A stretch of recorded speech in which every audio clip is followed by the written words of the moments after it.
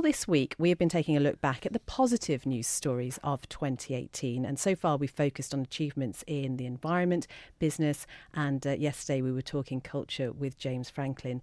Today, it is the turn of sport, and I am delighted to welcome Manx Radio Sports Editor Chris Cave into the studio. Chris, how are you? I'm very good, thank you. Thank you very much for that introduction.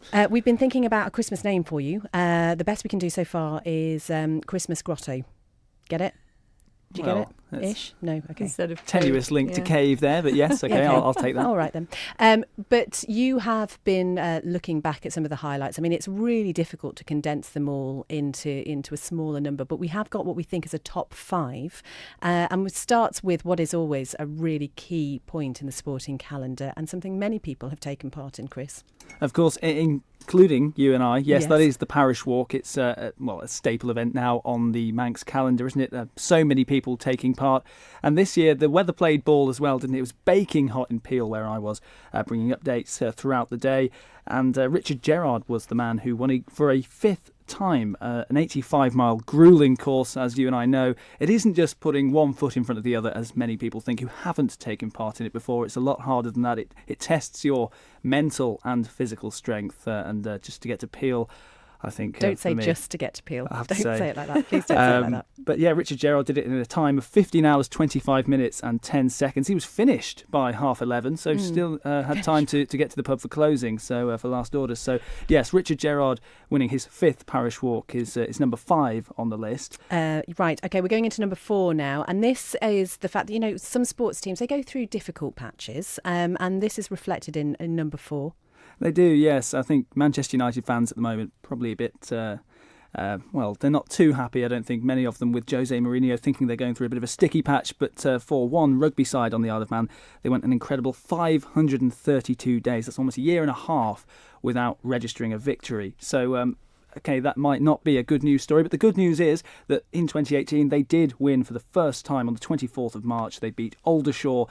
And what a moment that was for them. A big monkey off their back, and what an achievement for them in a season which, unfortunately for them, did end in relegation, but they're on the path back to brighter days. We should say who it was. He did? Didn't you say Vagabonds beating Aldershot, yes. They knew. They knew who it was. I wish we had some sort of drum roll. I feel like I need one. Okay. Anyway, coming in at number 3, it's a sport which has grown rapidly on the island in recent years. It has, and this season for netball, they split from Netball England and went to Netball Europe. And for the Isle of Man netball side, they were able to go away for the first time and compete on the international stage this year. They went to Gibraltar and they took it by storm. They did absolutely fantastically well. Considering it was their first ever international competition, nobody really knew what to expect of the Isle of Man, whether they were going to be very, very good, whether sometimes you could be the whipping boys, but this netball side, they weren't. They registered wins, a narrow win against Gibraltar, the host nation. So coming up against the host nation, that's always very, very difficult. You've got the crowd against you, but they won by a single point. They beat UAE, the United Arab Emirates, fairly comfortably in that one. That was also the UAE's maiden international tournament as well. And they came up against the Republic of Ireland, who were the favourites. They did win the Republic of Ireland, and they won against the Isle of Man as well, again by a single point. So it just shows how incredibly well these girls did when they were over there. And to cap it all off, Captain Ashley Hall won the Player of the Tournament as the Isle of Man claimed second place and a silver medal. So great achievement there. And speaking of second place, this is another sport which is fairly popular, I'd say, in the Isle of Man. The TT. How can you have a top 5 sporting moments for a year without mentioning the TT on the Isle of Man? And the weather again, we mentioned it for the parish walk. For TT this year, I think that this TT will live long in the memory. It was just so fantastic from start to finish, not just off the course with the vibrant atmosphere that the weather helps to assist, but also the racing as well. And the senior race is the showpiece event for the TT. And Dean Harrison was leading for the first 5 laps until Peter Hickman, Belaf Bridge, just went absolutely storming by, blistering speed. He is now the fastest ever man on 2 wheels. It was just absolutely sensational for him.